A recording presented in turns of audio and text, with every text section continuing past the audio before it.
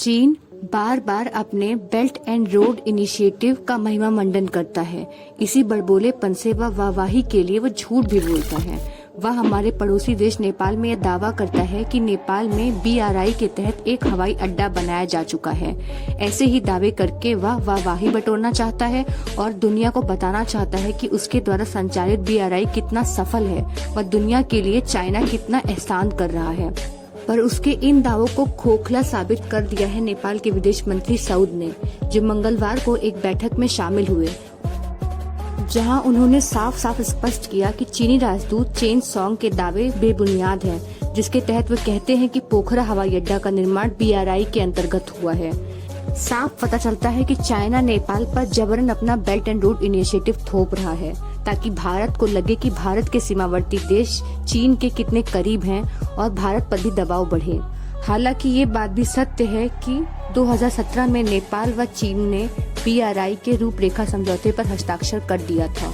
BRI यानी कि belt and road initiative वास्तव में पहले one belt and one route नाम से जाना जाता था और जिसकी शुरुआत 2013 में की गई थी। चीन के अनुसार यह परियोजना दुनिया को चीन द्वारा दिया जाने वाला एक तोहफा है, जिसके अंतर्गत चीन सड़कों, रेल, बंदरगाह, पाइपलाइन व अन्य बुनियादी सुविधाओं के माध्यम से मध्य एशिया से लेकर यूरोप और फिर अफ्रीका तक स्थलीय व समुद्री मार्ग को तैयार करेगा, जिससे चीन दक्षिण पूर्व एशिया, मध्य एशिया और गल्फ कंट्रीज और यूरोप के देशों के बीच में सड़क व समुद्री मार्ग के रास्ते से जोड़ देगा। इस परियोजना में कई देश जुड़ते जा रहे हैं।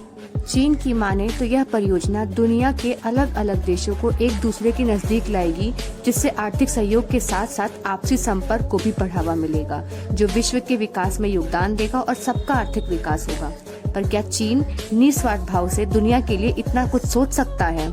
नहीं, चीन एक स्वार्थी देश है जो दुनिया को अपने जाल में फंसाकर अपना दबदबा कायम रखना चाहता है। वह इस परियोजना के तहत उन देशों को इंफ्रास्ट्रक्चर ठीक करने के लिए कर्ज देगा और कर्ज के नाम पर उन्हें अपने जाल में फंसाएगा और बाद में उनसे मनमाने ढंग से कार्य करवा सकता है। इसके अलावा चीन अमेरिका के इंडो पैसिफिक क्षेत्र में हस्तक्षेप से डरता है। उसे रोकने के लिए वह इस महानता के ढोंग के आड़ में अमेरिकी पकड़ को इस क्षेत्र में कमजोर करने की कोशिश कर रहा है। चीन इसके तहत अफ्रीका, यूरोप, मिडिल ईस्ट तक अपनी मजबूत पकड़ भी बना पाएगा।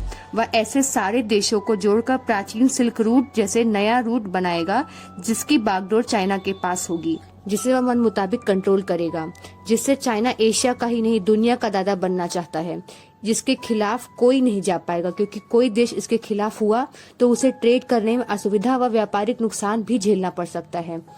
भारत ने इस परियोजना को शुरू से ही अस्वीकार किया है और आपत्ति जताई है, क्योंकि यह भारत की संप्रभुता के लिए भी बहुत बड़ा खतरा है। दरअसल यह परियोजना चीन के झिंजियांग उइगर क्षेत्र में काशगर से लेकर पाकिस्तान के दक्षिण पश्चिम बलूचिस्तान में ग्वादर बंदरगाह तक फैला है।